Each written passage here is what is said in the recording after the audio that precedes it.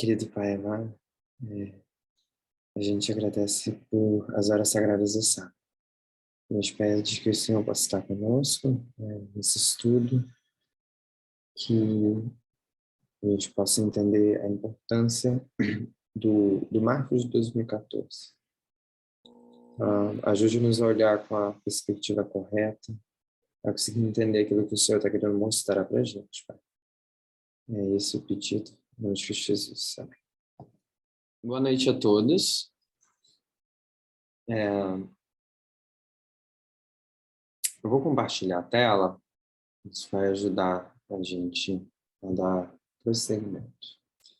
Gente, existe um fator, a primeira apresentação que a Tess fez nesse ano, foi no dia 1º de janeiro, teve um ponto que ela colocou que foi muito importante, que me chamou muita atenção, eu achei que precisaria ser dado, talvez a gente revisto ou dar um destaque maior nele, que é o fato de como a gente olha para os marcos, principalmente para o marco que está na frente da gente, que é o marco do decreto dominical. Eu não sei se tem alguém novo aqui que talvez não está familiarizado com o vocabulário que a gente vai utilizando. Por favor, me informe, por gentileza. Mas, quando a gente estuda a linha dos 144 mil, a gente, juntando com as outras linhas, a gente consegue ver que o próximo marco que vamos nos deparar, o próximo grande marco, é o marco do decreto dominical, uma vez que nós já passamos o marco de Pânio, né? E a gente já teve uma evidência de como se parece o decreto dominical. E Deus nos mostrou isso na linha dos sacerdotes. E é isso que a gente precisa dar uma atenção. Então, o que a gente precisa, o que a gente aprendeu quando a gente passou pelo marco de 2014? Eu vou ilustrar isso de uma forma. Então tá, quando a gente olha para essa daqui é o que a gente chama de linha dos sacerdotes. É um marco, é a linha do movimento desse primeiro grupo que foi chamado. E uma das formas que foi colocado na apresentação que a Tess fez no dia 1º de janeiro, eu achei muito interessante como que ela dividiu essa linha, olhando o marco central de 2014, né, que é o que a gente chama de meio do caminho. Uma forma interessante de a gente visualizar isso é como que toda essa história aqui é um período que está mostrando para a gente como que esse marco está ali. A gente precisa entender o tempo, né? Marcação de tempo, 2520, tudo ali, e entender que esse tempo existe. Existe esse marco, independente de como ele se parece. A gente via as linhas apontando para 2014 como um marco que marcava o decreto dominical. E mesmo sem entender como isso iria se parecer, a gente tinha que aceitar e entender isso pela fé, né? Pelas linhas, pelas evidências que estavam sendo mostradas para a gente. E aí o que acontece, eu gosto muito dessa ilustração que ela usou, ela fala assim, é como se Deus visse dar uma caixa para a gente. E essa caixa que ele entregasse para a gente tivesse escrito lá, decreto dominical nessa caixa. E não que necessariamente a gente ia entender o que estava dentro da caixa, mas estava lá escrito esse rótulo nela. E aí, desse período para cá, o que a gente faz praticamente é entender o conteúdo que está dentro dessa caixa.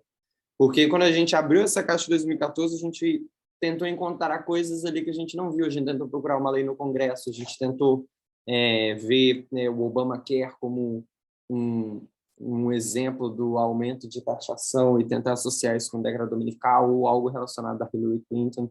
Então, a gente via o decreto dominical de uma visão muito conspiratória, se eu puder dizer bem assim, comparado ao que realmente está acontecendo. É muito interessante quando a gente vê Ellen White aplicando o Anjo de Apocalipse 18 aos eventos que estão acontecendo no tempo dela. Quando ela fala sobre a questão da escravidão, aquilo era um problema atual na época dela. Quando ela começa a aplicar ali os versos que falam sobre caiu Babilônia em Apocalipse 18, ela aplica aquilo para as coisas que estão vivendo no tempo dela. Chega em 1888, a gente vê que está sendo passada uma lei no Congresso falando sobre a guarda do domingo. Então, mais uma vez, a gente vê esses versos sendo aplicados a essas questões. E aí a gente vem hoje na nossa geração e a gente precisa entender quais são as dinâmicas dos eventos que estão acontecendo. E se a gente puder dizer dessa forma, de 2014 até 2021, até hoje, né, o que a gente está entendendo é o conteúdo. Então, eu acho que o que Deus faz com a gente é meio que ele está querendo mostrar para a gente como que é a dinâmica dos eventos dos últimos dias. E a gente tem um melhor exemplo, que eu digo assim, um exemplo primário, né, de como que seriam esses eventos. E 2014 está aí. E por mais que a gente não entendia quando chegou lá e, tipo assim, cadê a lei dominical no Congresso em 2014? Eu lembro que era uma coisa como que, tipo assim, por mais que a gente não via uma lei dominical no Congresso, a, a gente não negava o fato de que a linha estava apontando para esse marco. E essa fé foi muito importante para a gente, ao passar do tempo, entender do que esse marco se tratava, né? Do que abordava 2014. Então, a gente vai começar a descrever alguns eventos importantes que aconteceram nesse ano de 2014, e eu vou pegar 3 específicos para dissecar um pouco mais, para ir e abordar eles de uma forma mais profunda, para a gente começar a discutir sobre eles, tá? Existem vários assuntos que acontecem, várias coisas que acontecem no ano de 2014. Um dos destaques que é dado é a questão do poder judiciário do Congresso dos Estados Unidos,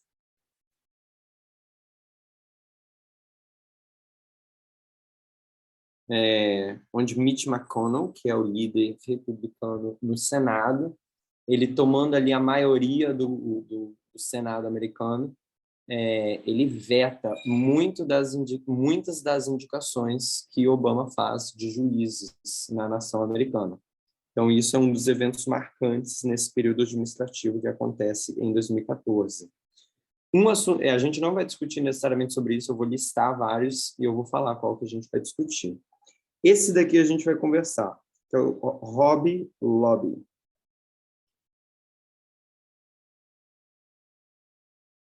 Eu não, quando a gente cita esses nomes, eu gosto que a gente tenha em mente do que está se tratando, só para não citar isso. Hobby Lobby é o nome ah, de uma corporação que vende artesanatos. Isso daqui é um nome, eu vou só passar por cima, Amanda. Isso daqui é um nome de um caso que teve no judiciário, e a gente vai debater ele logo em seguida, tá?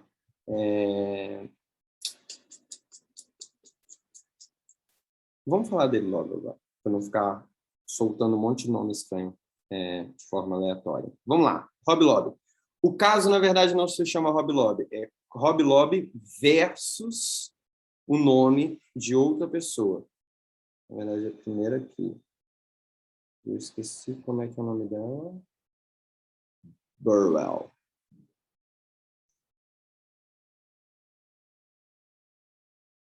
Esse daqui é um caso muito importante que aconteceu no ano de 2014 e a gente vai entender a importância dele.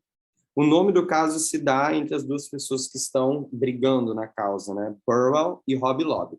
Vamos começar a falar de Hobby Lobby. Hobby Lobby é uma loja nos Estados Unidos, espalhada nos Estados Unidos inteiro, tem 21 mil empregados, eles têm 500 lojas, se não me engano, e eles vendem produtos de decoração em geral, né? Então, é uma loja que vende produto de decoração, artesanato e coisas do tipo. Essa loja foi fundada por cristãos, a família Greens, é o nome da família deles. E o que aconteceu nesse caso? Antes de falar da família Greens, perdão. Essa daqui é a pessoa, Sylvia Burwell. Ela levou o nome do caso porque ela foi delegada pelo Obama como a secretária de Saúde e Serviços Humanos. Então, o processo, na verdade, quem abriu foi a loja contra um mandato do governo, e a representante do governo é essa Sylvia Burwell, por isso que ela carregou o nome desse caso, tá? Aí a foto dela, ela que é a secretária de Saúde e Serviços Humanos. Então, é Burwell versus Hobby Lobby. Vamos falar um pouco do contexto. O que está acontecendo, o que aconteceu antes que influencia nesse caso? Em 1993, o Congresso aprovou a Lei de Restauração de Liberdade Religiosa, isso é muito citado como RFRA, exigindo escrutínio rigoroso quando uma lei sobrecarrega substancialmente o exercício religioso de uma pessoa. Então, se existe alguma lei que ela causa algum sobrecargo em questões religiosas para alguém, essa lei, ela meio que ampara essas pessoas, tá? Então, essa lei vai ser usada pela empresa Hobby Lobby para tentar argumentar o quê? Que a gente vai ver aqui agora. O Obamacare, na verdade, é o nome conhecido pelo Affordable Care Act, que é um ato sobre plano de saúde, praticamente, que o governo de Obama passou para quê? Vamos ler um pouco sobre ele. O Obama tinha passado no Congresso em 2010, o que a gente conhece como Obamacare. Em 2011, remédios contraceptivos foram adicionados à lista de serviços preventivos que deveriam ser cobertos nos planos de saúde fornecidos por empregadores. Então, existe uma lista de questões sanitárias que são impostas aos empregadores a fornecer aos seus funcionários, e quando esses contraceptivos, esses remédios anticoncepcionais foram adicionados a essa lista obrigatória, Hobby Lobby entrou na justiça usando essa lei de 1993 para poder justificar de que isso está indo contra a liberdade religiosa deles, pois eles acreditavam o quê? Que esses contraceptivos causavam aborto. Então, os donos, a família Greens, os donos da empresa Hobby Lobby, eles tinham a crença de que a vida começa na concepção, porque eles chamam de fertilidade. Então, um remédio contraceptivo seria um aborto, e isso seria contra os princípios religiosos deles. Logo, eles usaram essa lei de 1993 para tentar fugiu a palavra, se abster dessa imposição feita pelo governo de conceder, de que a empresa deveria conceder pílulas anticoncepcionais. Ficou claro até aqui? Eu falei um brau agora. Eu acho que está claro, né? Se alguém tiver alguma dúvida, não estou vendo o chat aqui.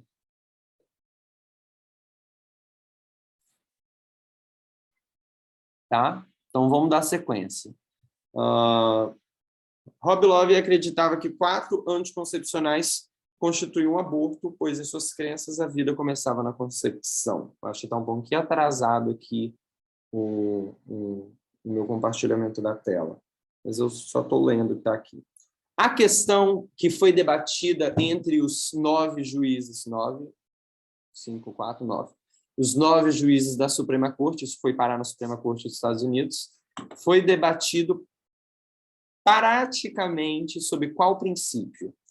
Pode uma empresa de fins lucrativos reclamar por crenças religiosas? Porque o que a empresa estava dizendo é que isso feria as crenças religiosas deles.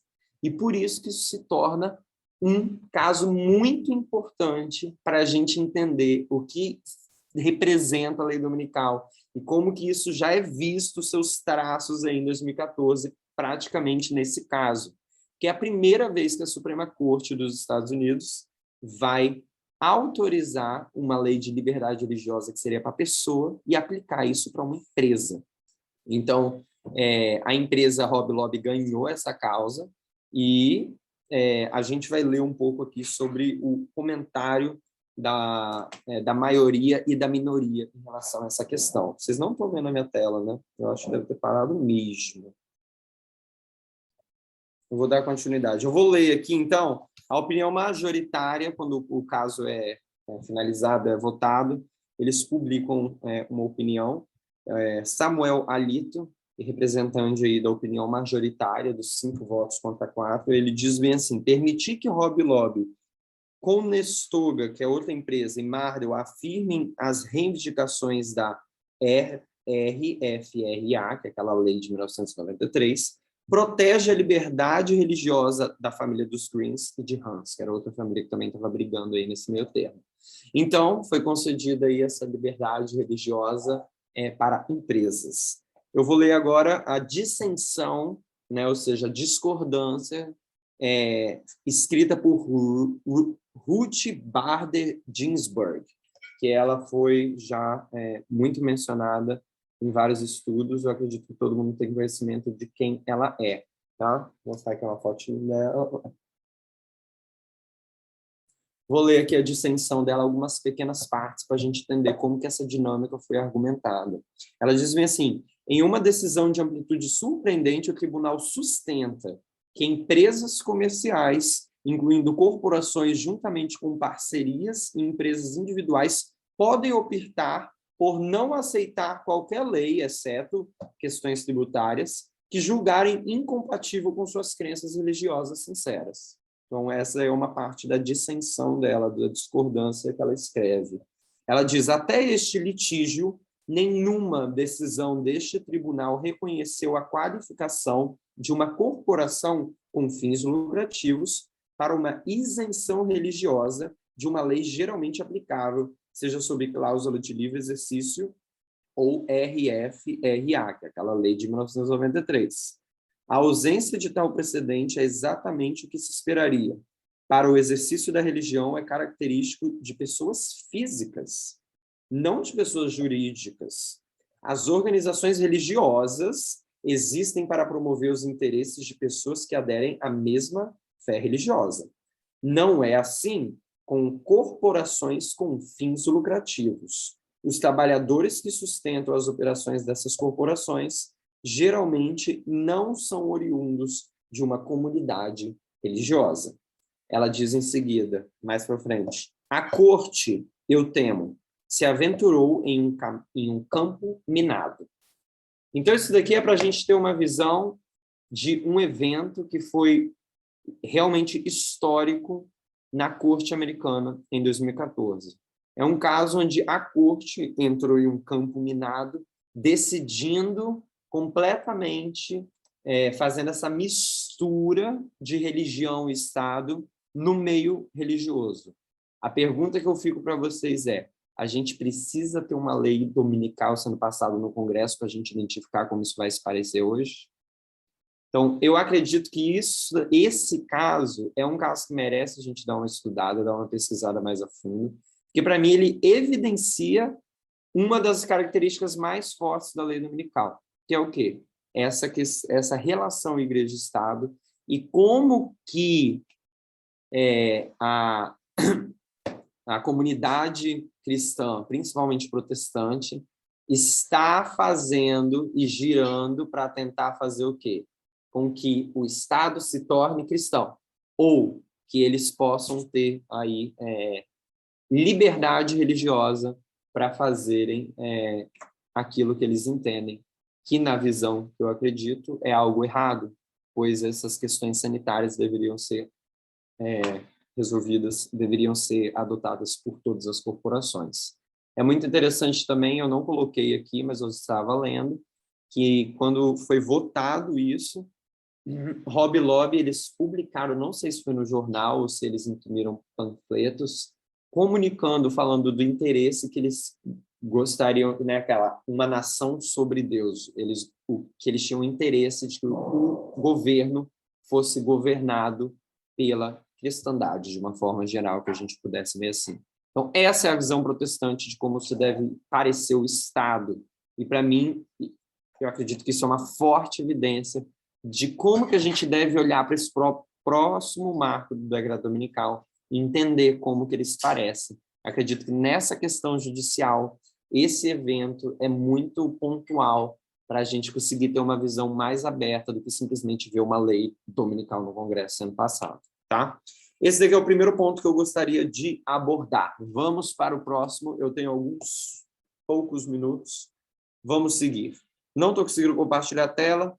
Vou tentar usar aí da habilidade oratória. Vamos lá, outro caso, a ascensão... Não, esse daqui não. Vou falar primeiro sobre a Ucrânia. A Ucrânia foi pontuado desde 2018 na mensagem do Clamor da Meia-Noite, quando a gente estava estudando as guerras de Pirro, não sei se vocês lembram, mas 2014 foi pontuado lá atrás o quê? A invasão da Rússia na Crimeia. Gostaria de compartilhar a tela, se vocês têm o celular aí do lado, vocês podem pesquisar enquanto eu estou falando. Crimeia é uma pequena península que fica no sul da Ucrânia. Vou tentar mostrar aqui na tela, para ninguém se desvirtuar. Está vendo aqui?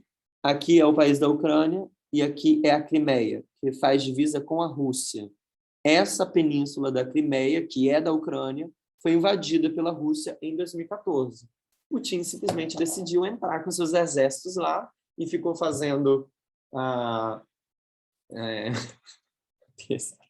Ele ficou se fazendo de desentendido de que ele não tinha feito nada. É muito interessante quando a gente vê ali Obama ligando para ele falando bem assim, Putin, a gente sabe que é você que está na Ucrânia. Tipo assim, para de mentir. Né? Como diz no documentário Operation Faction, uma das estratégias russas é sempre deny, deny, deny. Negue, negue, negue até o fim. Então essa é uma estratégia russa. Por mais que eles façam algo na maior cara de pau, eles sempre vão negar o que eles estão fazendo. Isso é característica deles há muitos anos. Em 2014, eles invadem a Crimeia, porque estava tendo já uma questão política dentro da Ucrânia em si, que depois da dissolução da União Soviética, o país ficou dividido entre aqueles que queriam mais proximidade com o Ocidente e aqueles que queriam mais proximidade com a Rússia. Tá? Eu vou ler um pouquinho sobre isso, peço a atenção de vocês aqui agora. Viktor, são dois candidatos a presidente que têm o mesmo nome. É bem parecido o nome deles, então vou tentar ilustrar ele visualmente aqui. Esse carinha aqui do lado direito, o nome dele é Viktor Fedorovich Yanukovych. É um político ucraniano, foi presidente da Ucrânia de 25 de fevereiro de 2010 até 2014. 22 de fevereiro de 2014. Guarda essa data, é 22 de fevereiro. Quando foi deposto, após 93 dias de intensos protestos populares contra sua aproximação com a Rússia. Então, ele queria uma aproximação com a Rússia, mas a população em si queria uma população assim, né? Parte da população que estava fazendo esse protesto, eles estavam querendo uma aproximação mais com o Ocidente. Quando esse presidente rejeitou um acordo com a União Europeia, houve esses protestos intensos de 93 dias, a corrupção em seu governo e tentativas de mudar a Constituição. Isso tudo fez esse motim. E ele foi deposto em 22 de fevereiro de 2014. Desde que uma revolta pró-Ocidente resultou na saída do presidente apoiado pela Rússia, que é esse daqui, a Ucrânia aprovou leis para romper os laços da ex-República Soviética em seu passado comunista. Então entrou um novo cara, faz um tempo que eu não lembro, isso daqui eu acho que é Vito também é o nome dele, por isso eu estou tentando diferenciar. Entrou uma nova pessoa no poder, essa pessoa está aqui desse lado, e essa pessoa começou a sair das políticas públicas que estavam aliadas ao comunismo, que eu digo assim, à União Soviética, tá? Com seu passado comunista. O presidente recém-eleito do parlamento assumiu o governo temporariamente, afirmando que o país estava pronto para conversar com a liderança da Rússia para melhorar as relações bilaterais, mas que a integração europeia era prioridade. Isso era no dia 23 de fevereiro. Então, presta atenção nas datas. 22 de fevereiro, o presidente aliado à União Soviética, à Rússia, é deposto. No dia 23, ele diz isso, que a prioridade dele é a integração europeia, ou seja, com o Ocidente. A intervenção militar russa na Ucrânia refere-se às diversas incursões militares na Rússia em território ucraniano, iniciada em 24 de fevereiro. Então, num dia o presidente é deposto, no outro dia o presidente, com aliança no Ocidente, é colocado no poder, ele faz essa declaração que ele quer aproximar com o Ocidente, E no dia seguinte, dia 24, começa a invasão russa no território ucraniano, que é essa península das Crimeias, se chama Crimeia, que eu coloquei ali embaixo para vocês, que eu coloquei na imagem. Quando as forças especiais russas desembarcaram na península da Crimeia, no sul da Ucrânia, e tomaram controle da região. A região entrou numa grave crise como resultado da incerteza gerada pela Revolução Ucraniana e a aparente captura da península pela Rússia. A infiltração dessas tropas russas na Crimeia foi vista como uma severa violação da lei internacional pelos Estados Unidos, seus aliados da OTAN e boa parte da comunidade internacional. A Península da Crimeia é uma ligação estratégica para a Rússia com o Mar Mediterrâneo, o Mar Negro e os Balcãs. O governo russo alega que seu envolvimento na crise da região visa proteger os cidadãos de etnia russa contra abusos cometidos pelas autoridades ucranianas. A Rússia não reconhece o governo interino recém-instaurado na Ucrânia e considera o presidente afastado, Viktor, que é esse daqui, o único líder legítimo do país. Tá? Então, aconteceu esse bafafá em 2014, e isso foi pontuado, e é incrível como que até hoje a questão da... Se você abrir no mapa hoje, essa parte da Crimeia já é anexada ao território russo, dependendo se você abrir isso no Google Maps ou até no mapa da Apple. É muito incrível como que eles realmente tomaram essa posse territorial, o que poderia levar a uma guerra quente, né, uma guerra física, mas acabou apenas resultando em embargos econômicos, em sanções, que não deram muito efeito no final das contas. Mas essa questão da Ucrânia, ela é como uma linha que está sendo traçada e acompanhando a gente desde lá de 2014. A gente sabe que a questão do impeachment de Donald Trump, que foi colocado também lá no Clamor da Meia-Noite, em 2018, foi pontuado sobre impeachment. A gente sabe que esse impeachment que aconteceu em 2019 foi por causa de quê? Vocês lembram? Porque Trump ele foi acusado de um quid pro quo. Lembram dessa citação muito falada? Que é uma troca de favores que ele pediu ao presidente, não lembro se foi o presidente, eu acredito que foi um presidente ucraniano, para investigar as questões da família Biden e da empresa que ele tinha, se não me engano, na Ucrânia. Então, ele interferiu, ele usou do seu poder de presidente, da sua influência, para conseguir achar informações de Biden, para conseguir usar contra ele nas eleições de 2020, né? Foi por causa disso que ele recebeu o impeachment. Então, a gente vê que a Ucrânia, mais uma vez, está ali pontuada nessa questão do impeachment. E a gente vê esse grande conflito sendo aí erguido, sendo montado nos dias atuais que a gente está vivendo. Então, e essa questão da Rússia com o Ocidente, esses embates, essas questões de zonas territoriais, as formas que eles estão usando para minar o governo ucraniano com ataques cibernéticos e guerra de informação, tudo isso é algo que está anexado em 2014, passou por 2019, e não sei se vocês lembram, mas 2019 é o quê? É o marco do decreto dominical para os levitas, né? Então, é isso mesmo. Na linha dos levitas. Então, a gente precisa visualizar que Deus está chamando está chamando a nossa atenção para o que está acontecendo na Ucrânia. Ele quer que a gente olhe para isso e a gente entenda a dinâmica que está acontecendo aí. Obrigado, Carlos. Você botou o nome dos dois presidentes aí no chat. Você vê, é tudo Victor. É Victor Yushchenko e Victor Yunuvyk.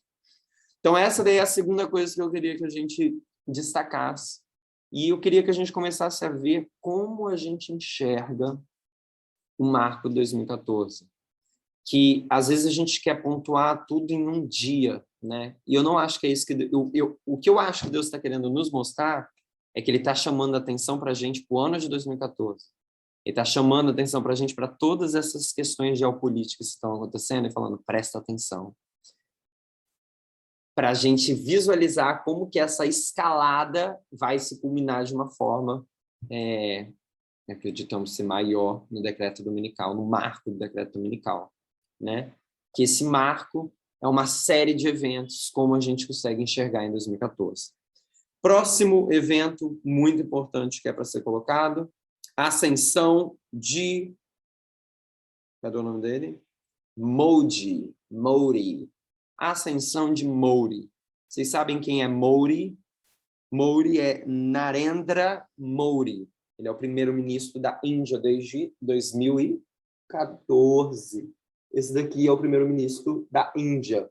Isso daqui é algo muito importante para ser destacado, que tem sido relatado como a Índia é a mais larga ou maior democracia que existe no mundo, acredito eu, pelo número de habitantes que existem lá. Mas essa maior exemplo de democracia que existe está em uma completa queda, por mais que, pelos termos técnicos, ainda é uma democracia, a gente vê como que é uma democracia em vertigem.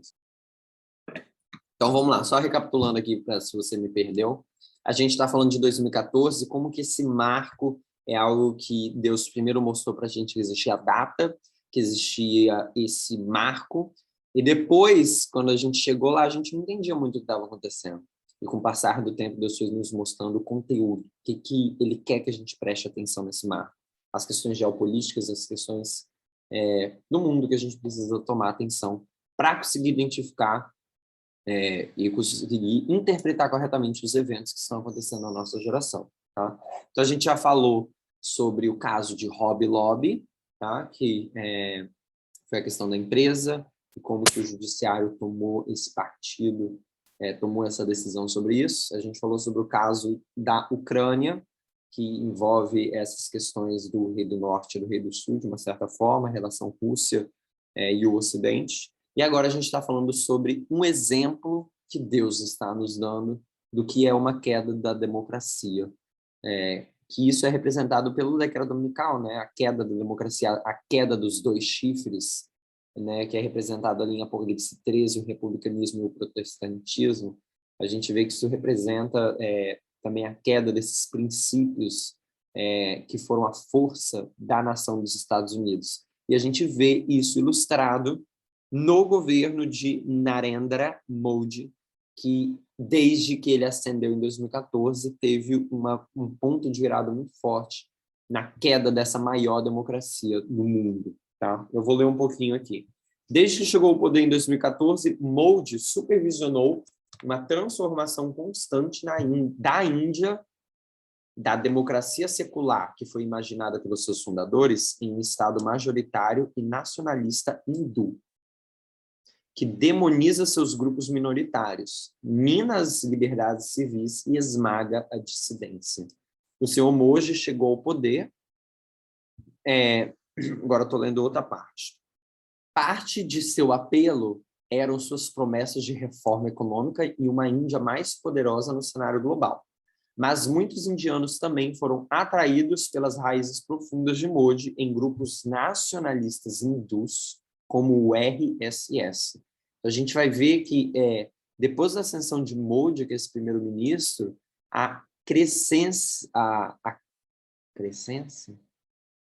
ascensão, o aumento do nacionalismo religioso, né, no caso do hinduísmo, cresceu muito. E nacionalismo sempre resulta em perseguição, ainda mais anexado a um ponto religioso. As primeiras vítimas da era Modi foram os muçulmanos. Dezenas foram linchadas publicamente por extremistas hindus que alegavam proteger as vacas, que muitos hindus consideram sagradas. Então, os ataques contra os cristãos começaram a aumentar. Foi pontuado que a Índia, que os crimes de ódio aos anticristãos dobraram desde 2014. Então, a gente vê que desde 2014 houve um aumento muito grande em relação a crimes. Primeiro, contra os muçulmanos e também crescendo em seguida contra os cristãos. O mesmo aconteceu com outros movimentos.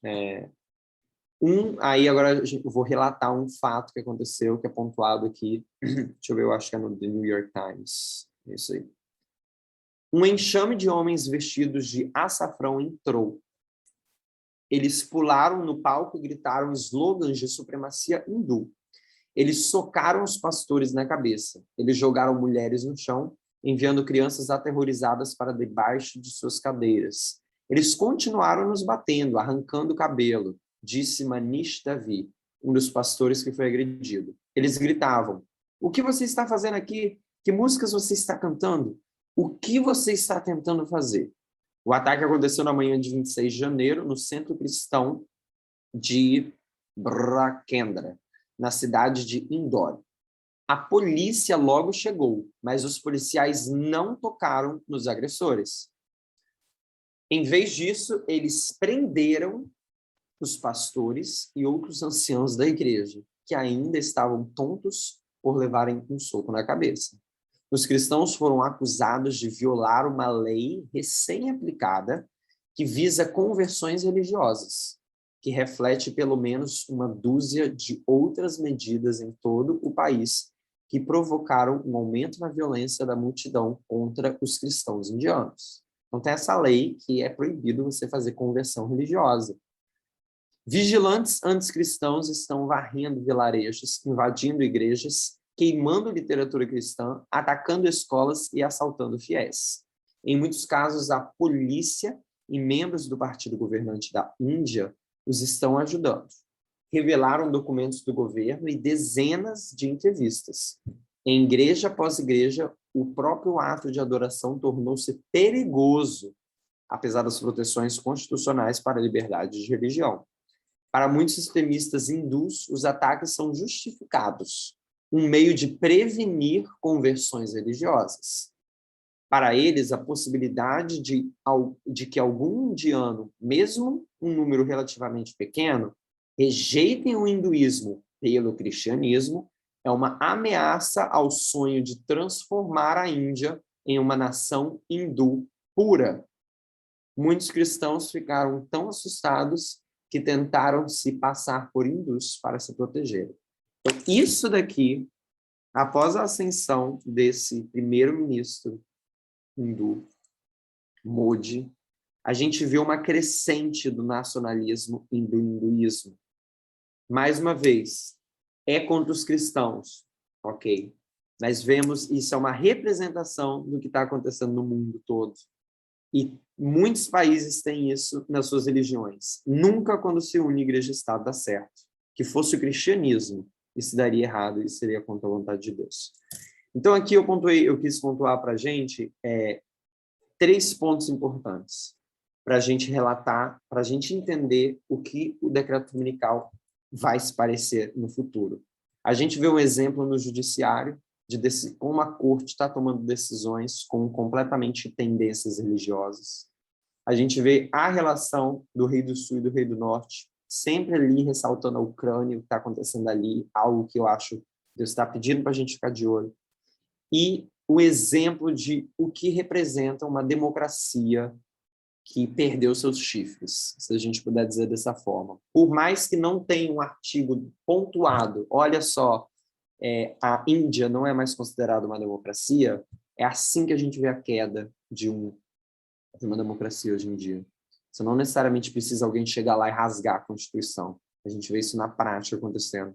E a Índia, sob o comando de Modi, é um exemplo para isso, que começou ali em 2014, e que eu acho que deveria tomar nossa atenção.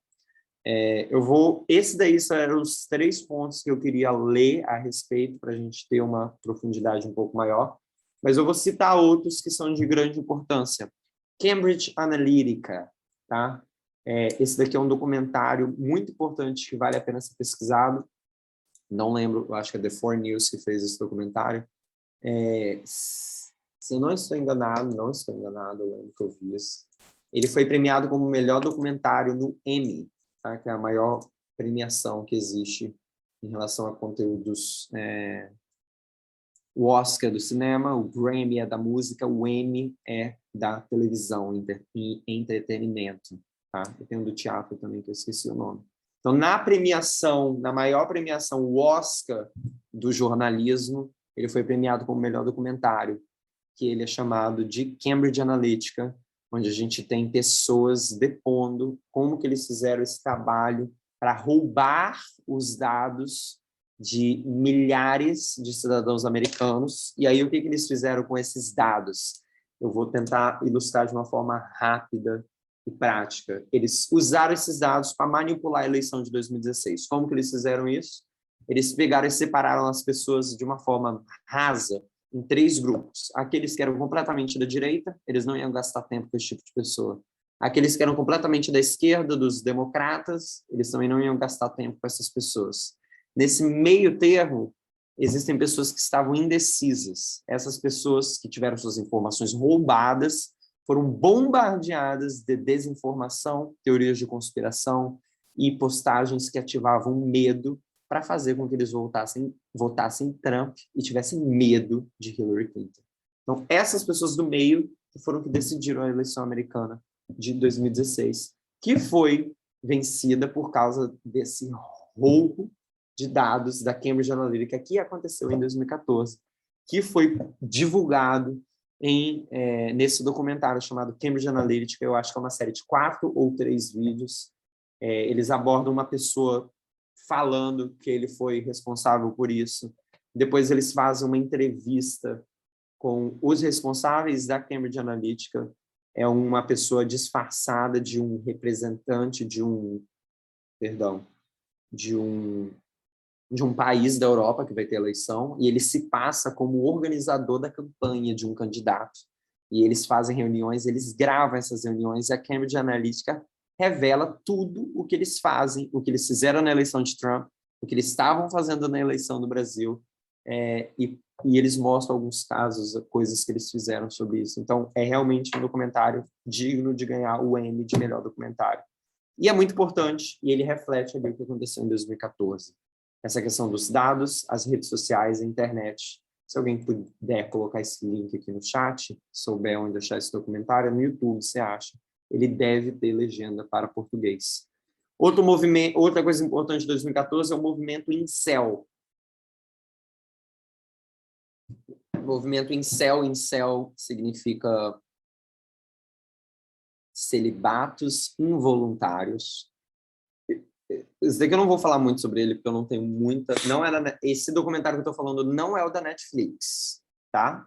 Só o da Cambridge Analytica não é o documentário da Netflix. Esse documentário da Netflix é outro. Eu diria que o da Netflix é até inferior comparado a esse. Eles são, na verdade, é uma série, né? Eu acho que 3 ou 4 vídeos, mas não é o da Netflix que eu estou passando, que eu estou falando, tá? Você falou sobre o incel, perfeito, Lara. Então a gente já sabe o que a gente está falando.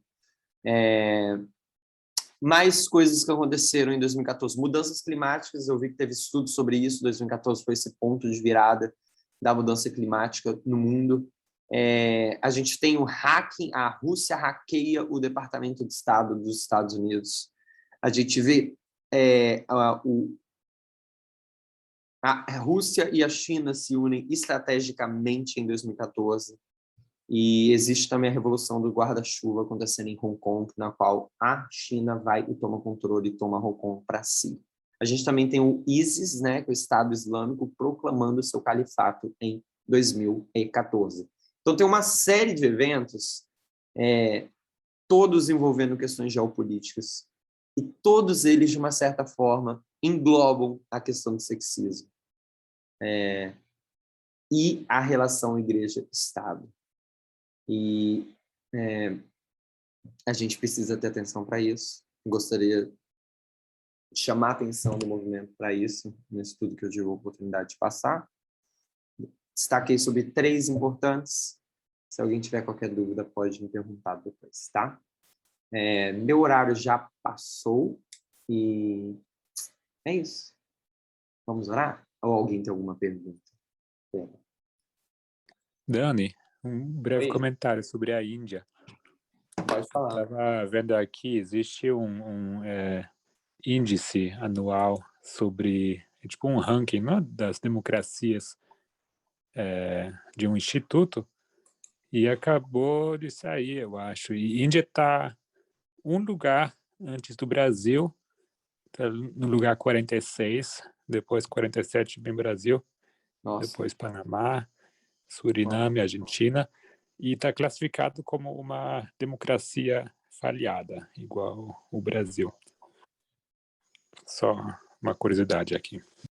Obrigado. Vamos lá? Deus eterno, a gente agradece como que o Senhor tem guiado o movimento, cara. Realmente eu lembro que ali perto de 2015 a gente olhava o marco 2014 e a gente não entendia muito. Mas o Senhor nos mandou uma luz, cara. O Senhor nos mandou o clamor da meia-noite para a gente entender como que esses eventos vão se desenrolar na nossa geração. Cara. Ajude-nos a entender, a dar a atenção correta sobre isso e que isso possa nos transformar também, a gente entender como que a sua mão está guiando tudo. Em nome de Jesus, a gente agradece por isso tudo e pede uma bênção sobre os sábados. Amém.